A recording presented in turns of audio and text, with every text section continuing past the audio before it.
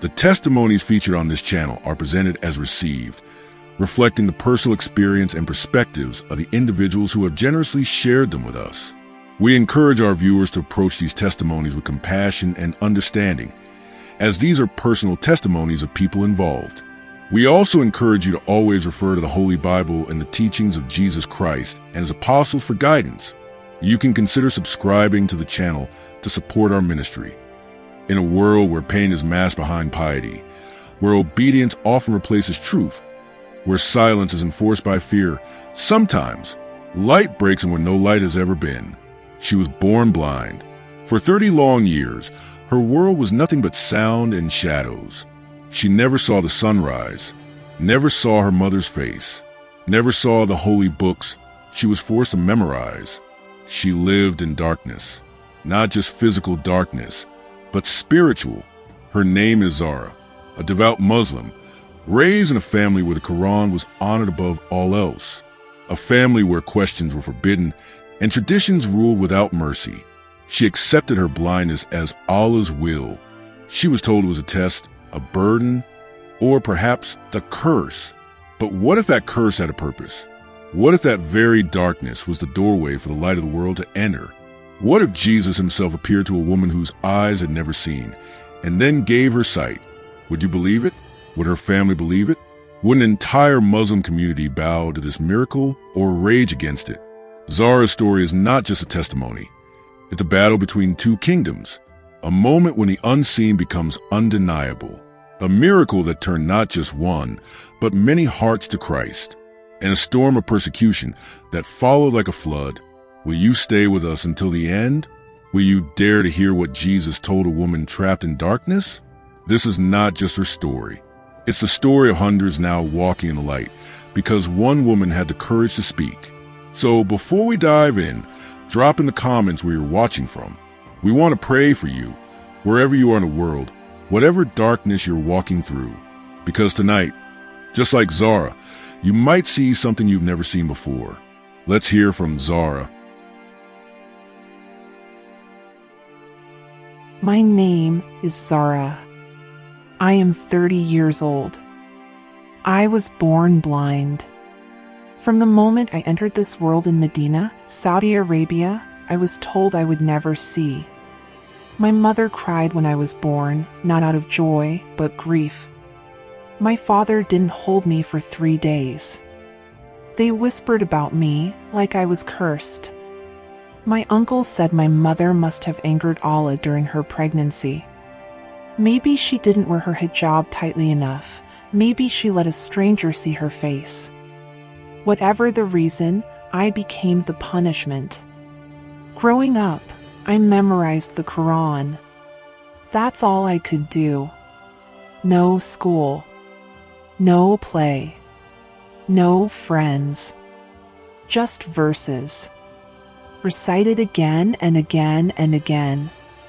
I was praised for being pious. They said my blindness was a gift, it kept me pure.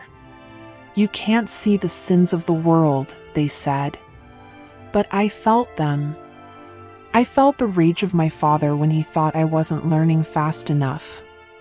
I felt the shame when boys laughed at me for being useless. I felt the silence of Allah, no matter how hard I prayed. I cried myself to sleep many nights.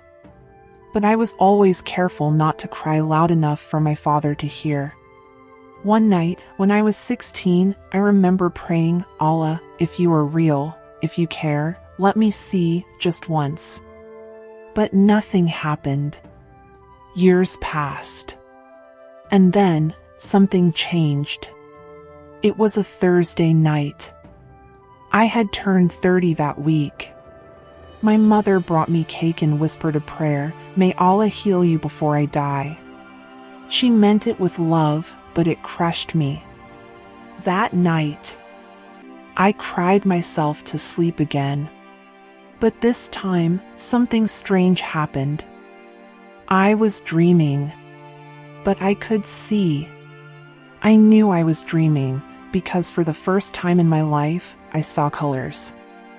I didn't know what they were, but they were beautiful. I saw light. I saw mountains. I saw the sea. And then I saw a man. He stood far off at first, dressed in white. His face shone like nothing I'd ever imagined. I couldn't look away. He walked toward me slowly. I thought to myself, is this the Mahdi? Is this some prophet? Then he spoke. His voice was not like thunder. It was soft, like the sound of water running over rocks. It made me feel safe, yet terrified. He said, "Zarah, I have seen your tears. I have heard every cry. I have known you since before you were formed in your mother's womb. I am Jesus. I am the light of the world. And I have come to open your eyes, both to see and to believe." I gasped. In the dream, I fell to my knees and wept. I told him, "But I am a Muslim. I am not allowed to follow you." And he said, "You were blind from birth, but now I give you sight.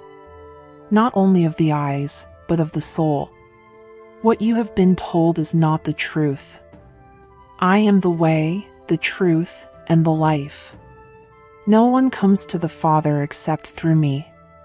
Then he touched my eyes, and I screamed. But it wasn't fear, it was fire. A holy fire rushing through my body. I felt my eyes open, and I woke up. I was screaming in real life. My mother rushed in. My father came shouting. And then I opened my eyes, and I saw them. I saw my mother's face for the first time. Her tears, her trembling hands. I saw the sun through the window. I saw the world. I saw color. I was not dreaming. I could see. They were in shock. My father dropped to the ground, whispering Allahu Akbar, Allahu Akbar. But I said, it was Jesus. He healed me in my dream. He said he is the light. My father froze. My mother covered her mouth. And the room changed. My healing was not a blessing to them, it was a threat. From that moment, everything unraveled. Relatives came.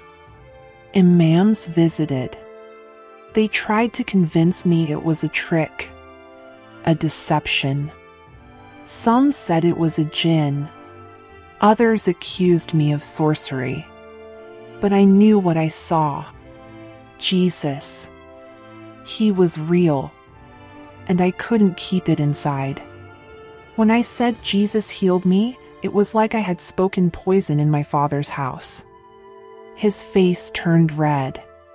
His mouth trembled. He didn't say a word. He just walked out. My mother tried to calm me. She said, "Shoo, don't speak that name again. You don't understand what you're saying." But I did understand. I finally understood. For the first time in my life, I saw the world. And I saw the truth. But that truth was dangerous. Later that night, my father came back with 2 imams. I heard their voices before I saw them. Angry. Whispering. Plotting. They came into my room and sat across from me.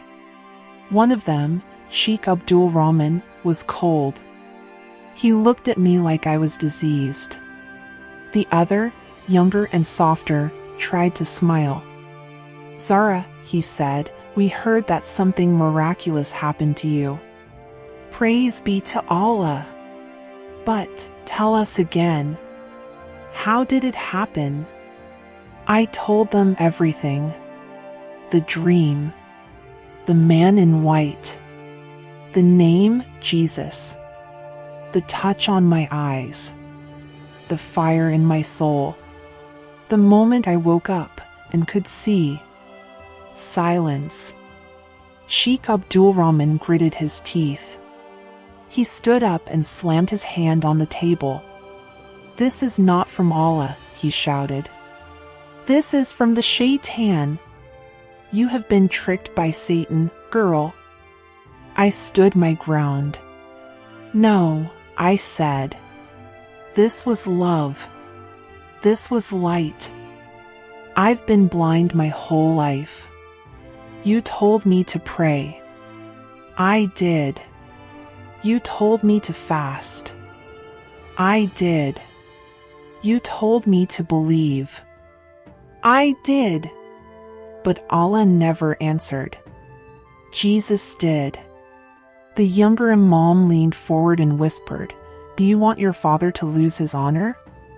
Do you want your family to suffer shame? Take back your words." But how could I? How could I deny what I saw? How could I betray the one who gave me sight? That night, they locked me in my room. I was not allowed to speak to anyone. My phone was taken. My window was nailed shut. For 3 days. No food. Just water. I cried out to Jesus. I asked him, "Why did you heal me only for me to be caged?" And in the silence of that night, I heard him again, not in a dream this time, but in my spirit. "Blessed are those who are persecuted for my name's sake, for theirs is the kingdom of heaven." Tears rolled down my face. I realized then, this was just the beginning. 3 days later, my father let me out. But he said I was never to speak of this again.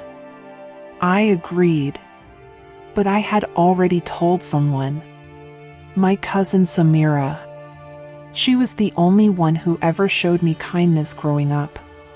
When we were children, she would describe the flowers and sky to me. She even taught me how to tell the difference between fake smiles and real ones, just by the sound of a person's voice. When I told her about my healing, she was stunned. "Zarah, if this is true," she whispered, "then everything we believe is wrong." I took her hand. "It is true. Jesus is real. He touched me. He opened my eyes. We cried together." That night, she went home. And the next day, she came back with 3 others. All Muslims. All curious. All secretly wondering, what if? It started small. Word spread quietly. First in whispers. Then in murmurs. People from the neighborhood began coming to our house. Not to see me, but to see if the rumors were true. A blind woman now sees. A blind Muslim who says Jesus healed her. They came in secret, covered in abayas, hidden faces, nervous hearts. I told them the story again, and again, and again. And one by one, the impossible began to happen. Samira had a dream. So did another neighbor. And another. Different dreams, but always the same man in white. Always the same words. "I am the light of the world. Come to me." Within 2 weeks, 9 Muslims had accepted Jesus. We didn't know what to do.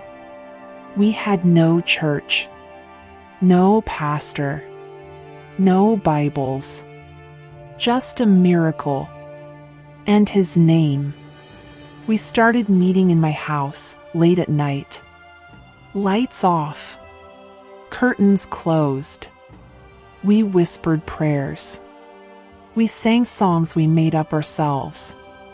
We read small parts of the angel someone had smuggled into the country years ago. We were growing. And so was the danger. Then, one night, everything changed. My brother, Nabil, came home early from work. I didn't know he had come. Our fellowship had just ended. We had been praying, laughing, singing softly. Samira had just said, "Let's never be afraid again." We heard a scream.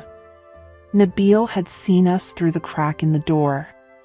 "What is this? What are you doing?" We froze. He kicked open the door and began shouting, "Apostates! Traitors!" He stormed out of the house. And the next morning, the police came.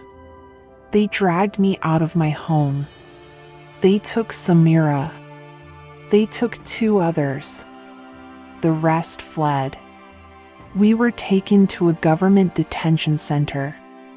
For days, we were interrogated. "How long have you been Christians? Who converted you? Where did you get the angel? Are there more of you?" I refused to give names. I told them the truth. I was blind. Now I see. And Jesus is the reason. They slapped me. They burned my arm with a cigarette. They said I was a liar. But I didn't cry. Because the pain in my body was nothing compared to the fire I had seen in my dream. That fire wasn't to burn me. It was to wake me. After a week, they released me only because I had no official charges. But they threatened me. "If you speak about this again, you will disappear." I went home. But I was no longer safe. My father wouldn't look at me. My brother called me a disgrace. My mother cried and said I had brought a curse upon the family. So I ran. I fled to Riyadh, where I found a small underground fellowship. Christians, ex-Muslims, refugees from Iran, Egypt, Sudan, all like me, all touched by the same man in white. And I told them my story. I told them everything. And when I finished, a man in the back stood up, in tears. "I saw him too," he said. "I just didn't know anyone else had." We hugged. We cried. We worshipped. We are the church in the shadows. But our light can never be put out. I was hiding, but I wasn't silent. Not anymore. After I joined the underground fellowship in Riyadh, I felt something new inside me. Not just peace, boldness. A boldness I had never known. For years, I was voiceless. But now I had to speak. It started with prayer meetings, then late-night gatherings, then secret evangelism. We would whisper Jesus' name in coffee shops, slip Bibles into taxis, share dreams under the cover of darkness. And then he came. Sheikh Yusuf, a man I once feared, a man who had preached on the radio warning Muslims about the disease of Christianity, a man who called Christians unclean. He came to me. It was just after midnight. I was at the safe house, preparing a small meal for the sisters in our group. I heard a knock on the door. A sharp, steady knock. I froze. No one was supposed to come that night. I peeked through the curtain, and my heart nearly stopped. It was him. Sheikh Yusuf. I stepped back, whispering, "Jesus, help me." Then I opened the door. He looked at me with sunken eyes. Eyes that had once burned with pride, now filled with something else. Fear? Sadness? He stepped in without a word. He sat on the floor, and he whispered something that made my knees shake. I saw him. I said, "Who?" His voice cracked. Jesus. He began to tell me his story. 2 weeks earlier, he had been in his mosque, performing tahajjud, the night prayers. While he was in sujud, prostrating, he said the air shifted. He couldn't move. He couldn't speak. And then, he saw a bright light, and a figure standing before him, clothed in white, face shining like the sun, eyes that pierced through his soul.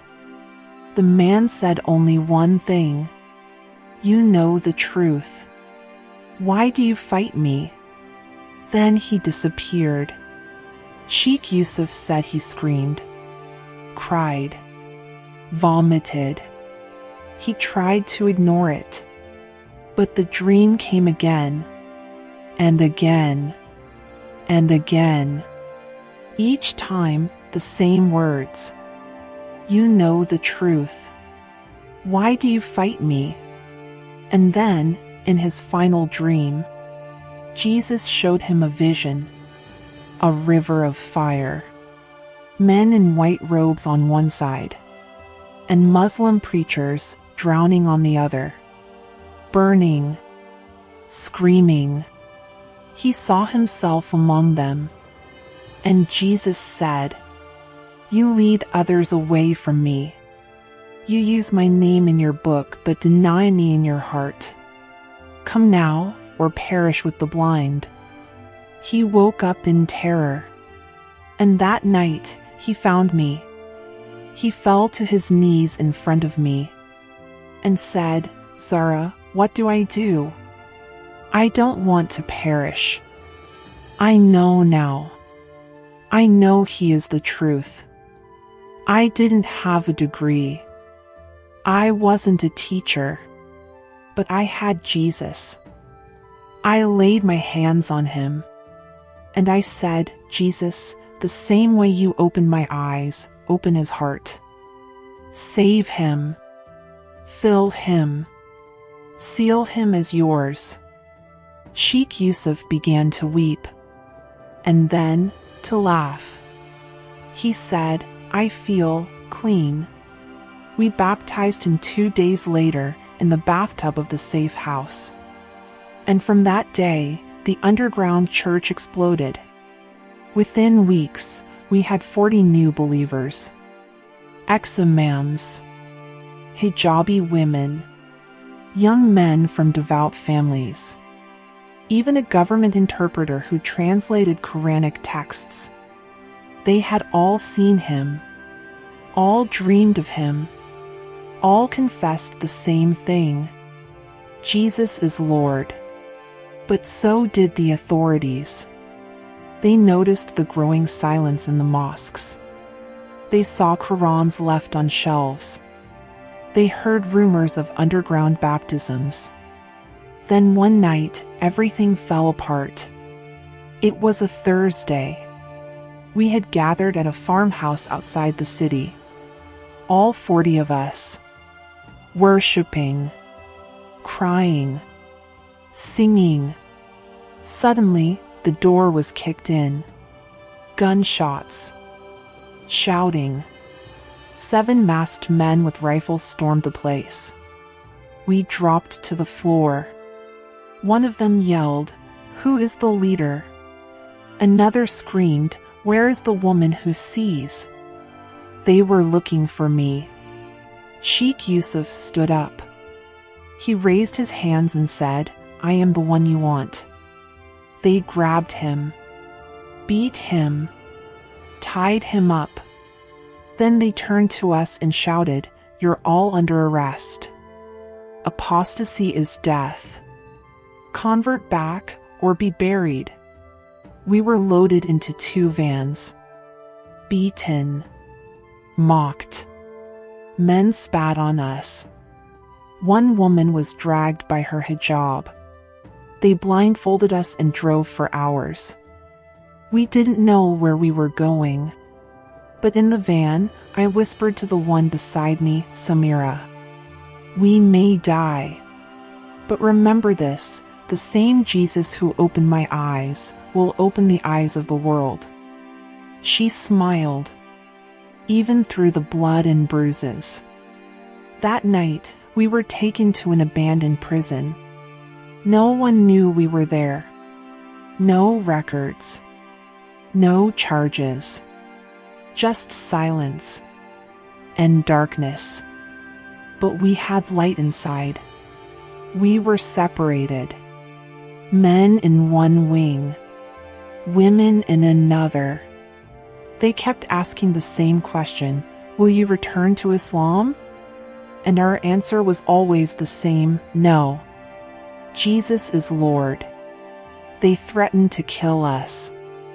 They played screams through the speakers, hoping to break us. Some days we were denied food. Other days, they gave us pork, hoping we'd defile ourselves. One woman, Amina, was told that if she spat on a cross, she'd be released. She said no. They slapped her. She said, "Do what you want." I spit on lies, not on truth. They dragged her out. We never saw her again. I prayed in my cell, fasted, sang softly, and every night I dreamed. But this time, the dreams were different. Jesus came again. But now, he wasn't alone. He showed me a sea of people, dressed in white, walking through fire but not burned.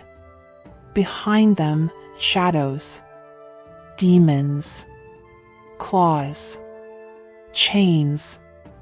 And Jesus said to me, "Zarah, this is the harvest. But the fire must come first." I woke up in tears, because I knew persecution was not the end. It was the beginning. Do you know what silence sounds like in a prison built to erase your name? It isn't peace. It's pressure. The kind that squeezes your soul until either you break or you burn brighter. For 62 days, we didn't know if we were forgotten. No lawyers. No trials. No contact with the outside world. Just cement walls, flickering lights, and the occasional distant scream. But we were not forgotten by heaven. Jesus was still with us. It was day 45. I woke up in my cold cell to the sound of metal boots. A guard approached. But this one was different. He wasn't shouting. He wasn't cursing. He knelt beside my cell door and whispered, "You are the one who sees, right?" I nodded slowly. He looked around, trembling. Then he pulled a torn paper from his pocket and slid it through the bars. It was a hand-drawn cross. And underneath, a single word in shaky Arabic. Help.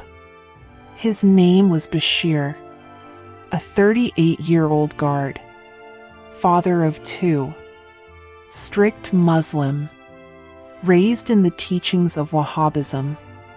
He had watched us for weeks from the surveillance room, seen us refuse to curse, refuse to spit, refuse to give up the name of Yahshua, Jesus. And then one night, he had the dream. He told me later, "I saw you, Zarah, but your face was shining. And you kept saying, 'Come, come. The light is here.' Then a man appeared behind you, his robe white, his hands full of scars. He smiled at me and said, 'Bashir, Why do you fear what cannot destroy you? I am the way. Bashir said. He woke up shaking. He couldn't tell anyone, but he knew he had to speak to me. That night, I led him in a whispered prayer, right there outside my prison bars. Tears fell onto the cement as Bashir whispered, Isa al-Masi, I believe. Save me. Bashir changed everything. He became our secret lifeline. He slipped us water when we were denied it, brought pieces of bread when we fasted beyond our strength. He even smuggled in tiny torn Bible pages, verses copied by hand, written on the backs of food wrappers and old receipts. One day, he whispered to me, Zarah, I'm not the only one. 3 other guards saw him. They're afraid, but they want to know more. The prison became a church. Not a pretty one. No lights. No songs. But a holy one. Every night at 3 a.m., when most were asleep, we would hear the sound. A tiny knock on the pipe between cells. 3 taps. Pause. Then 1. That meant, he is risen. We would knock back. Indeed, he is risen. But good news rarely stays hidden long. And Satan hates revival. On day 63, the head warden came. They called him Colonel Fahim, known for torturing political prisoners. A man feared by other soldiers. He entered with a whip on his side and a Quran in his hand. He stared at me through the bars. You, he said, are the cancer. We cut you out, the rest will heal. I didn't blink. He ordered I be taken to solitary confinement. No light. No food. No voice. I was locked in a pitch-black room, no wider than a closet. The air smelled like blood and mold. I thought it would be the end. But it became the beginning. I don't know how many days passed.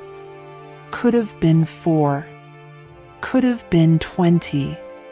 But I remember the moment when I passed out from hunger and had the dream again. Jesus came. His eyes were like fire. His robe soaked with light. He knelt in front of me and took my hand. He said, Zarah, I am not just the healer of your eyes. I am the strength in your silence. Your voice will be heard in nations you've never seen. Your name is written in my book, and no man can erase it.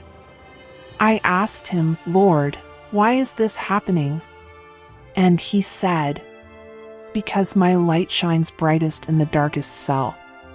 When I woke up, I wasn't weak. I was invincible. On day 79, the door opened. They dragged me out. Not to kill me, but to show me something. They brought me to the center courtyard. And there, standing bruised but alive, were Sheikh Yusuf and Amina.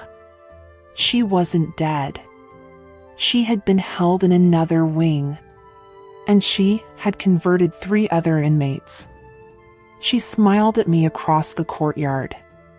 Her face was swollen, but her eyes burned with fire.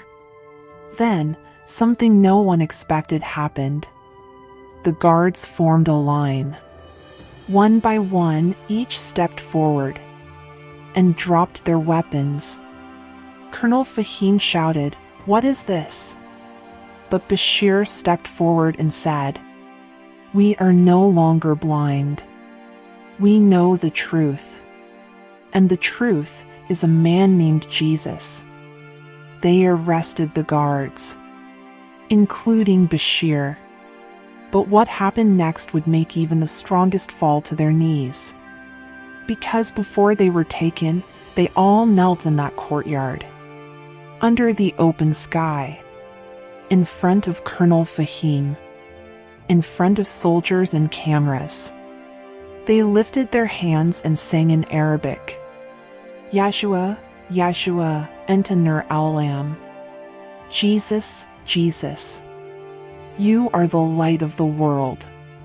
Even the birds seemed to stop. That courtyard became a holy ground, a battlefield, a sanctuary, a miracle. Do you know what it's like to be set free and yet feel the weight of chains still clinging to your skin? Freedom came suddenly, unexpected, not by court order, not by pardon, but by pressure. Too many guards converting, too many prisoners whispering prayers in the night, too much light leaking through the cracks. The authorities didn't know what to do with us. They didn't want headlines. They didn't want questions. So, they released us secretly at dawn, hoping we'd vanish. But how do you hide fire? How do you silence a song that's already in the air? We were dropped off far outside the city, me, Amina, Sheikh Yusuf, and 3 others. No money. No documents. Just a worn satchel holding torn Bible pages, wrapped in a prayer shawl. I remember standing in that dust, my heart pounding. I could see the sky, the mountains, the eyes of my friends, and I could feel him, Jesus, so close I could almost touch him. And I whispered, "What now, Lord?" And his answer was clear, not in words, but in presence. "Go back to the people who saw you blind." We walked for miles, avoiding checkpoints, avoiding crowds. Our faces were on wanted lists now. And yet, we kept moving, until we arrived at my old village, the one where I had been born, the one where they had seen me stumble as a child, fall into wells, hold my mother's hand just to walk. Now, I walked into the village square, alone, eyes wide open. No cane, no mother, only a quiet confidence, only Jesus. The reaction? Shock, tears, fear. Some dropped baskets of food and ran. Others whispered the word, jinn, demon, sorcery. But one man stepped forward, my Uncle Rashid, a devout Muslim elder, one who had publicly wept when I was born blind. He had named me Zarah, hoping my life would bloom. He looked at me with shaking hands and whispered, "How? What sorcery is this?"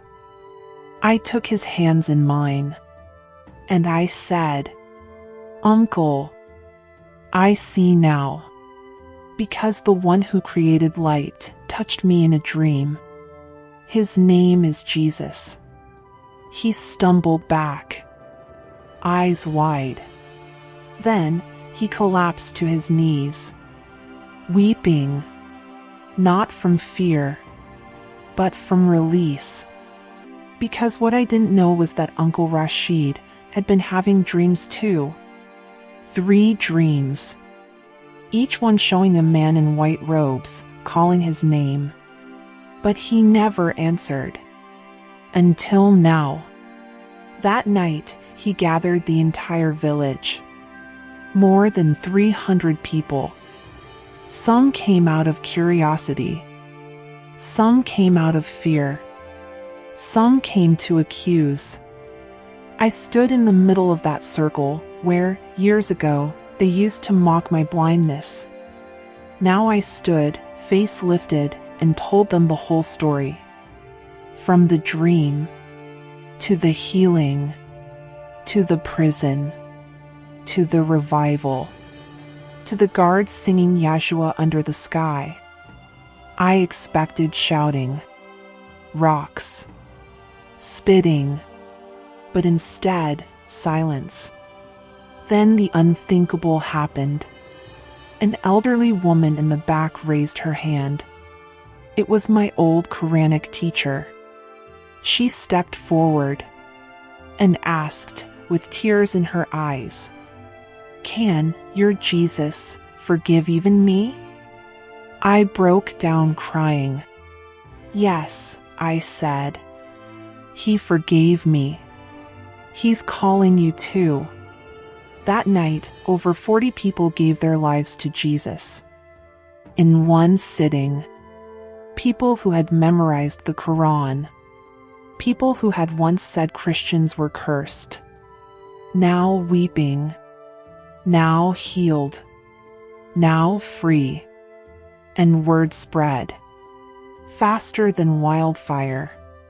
In 3 days, 2 nearby villages sent messengers. They had heard of the girl who sees, and they wanted to know more. But with revival comes retaliation. The news reached the local mosque council. The imam who once led my father's funeral issued a fatwa.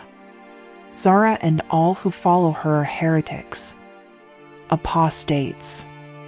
Their blood is halal. Death threats began pouring in.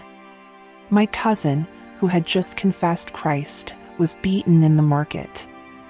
A young man who translated for me was stabbed in the leg. My uncle's house was set on fire. And I knew it was time to go underground. But the underground wasn't a place of hiding. It was a place of multiplication. We didn't stop preaching. We just did it quietly. In caves. In back rooms. In farms under the stars. We baptized new believers in wells, covering the sound with singing. We memorized verses in code, reciting John 14 verse 6 as a poem so no one would suspect. And every time someone asked, "How are you not afraid?" I would answer, "Because I was once blind, and now I see. And what I see, I can never unsee." And then came the twist that none of us expected. The kingdom's royal family found out. Not just rumors. Video footage. One of the guards who had been arrested leaked a clip of us in prison. Of the courtyard. Of the singing. It went viral. Secretly. People began forwarding it through encrypted apps. One voice could be heard shouting in the video, "We are no longer blind." And that voice was mine. How does a girl from a forgotten village, born blind, raised in darkness, once mocked, beaten, and discarded, now find herself summoned to a palace? A place I was never meant to enter. Where decisions are made. Where kings speak. Where people like me are erased. But Jesus doesn't need permission to walk through royal gates. He is the gate. And he had gone before me. I remember the day the guards came. They didn't beat me. They didn't insult me. They came with respect. Uniformed men with polished shoes and cold eyes. They handed me a sealed letter with the royal emblem. A command from the crown prince himself. Come to the palace. Speak to the truth you proclaim.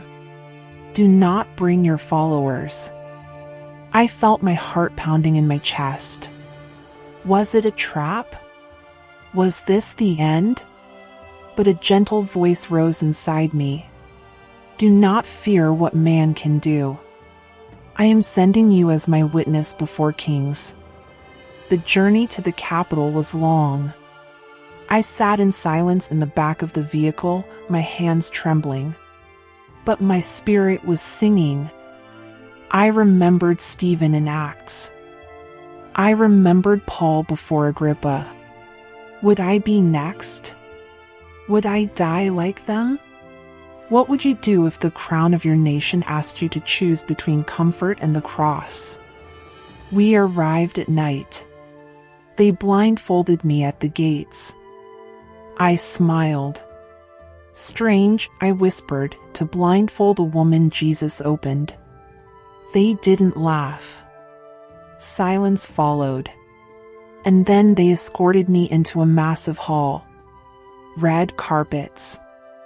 High marble pillars. Torches flickering on ancient walls. And at the end of that hall, sitting alone on a golden throne, was him. The prince. Young. Proud. Charismatic. He stood as I was brought before him. And then he dismissed the guards with a wave. We were alone. A silence hung between us like a sword. Then, he said, "Are you the girl they say was blind?" I nodded. Yes. My name is Zarah. He stepped forward, eyes scanning mine. And you see now? I see more clearly than ever before, I replied. He narrowed his gaze.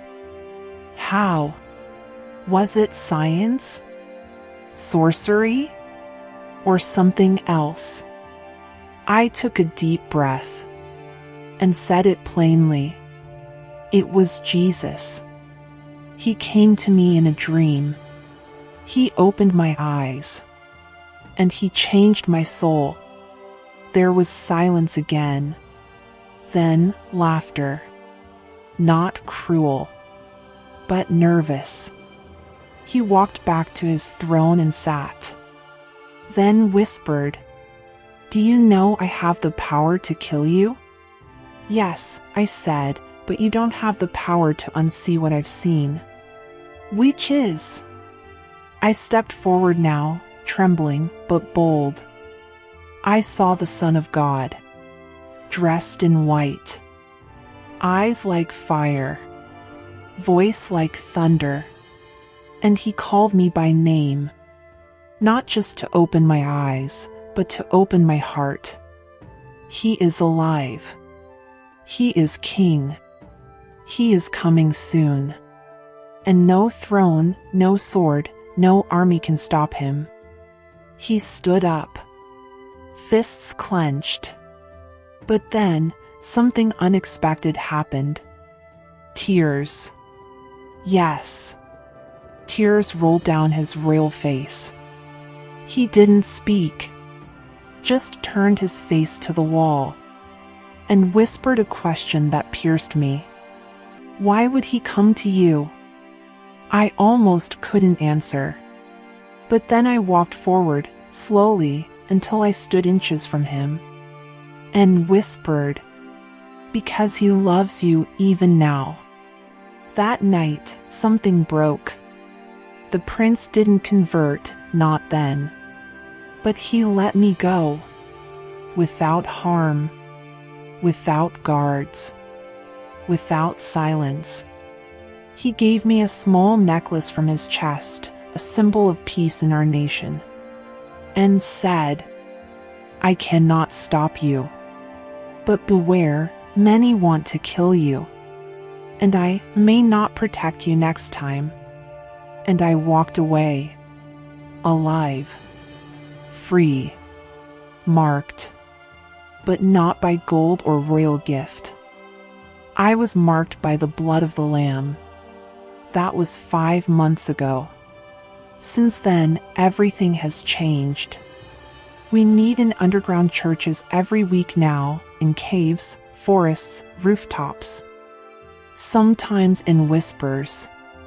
Sometimes in song. But always in power. A new movement has begun. Blind eyes are opening. Hearts are turning. And Muslims, thousands, are seeing Jesus. In dreams. In visions. In miracles.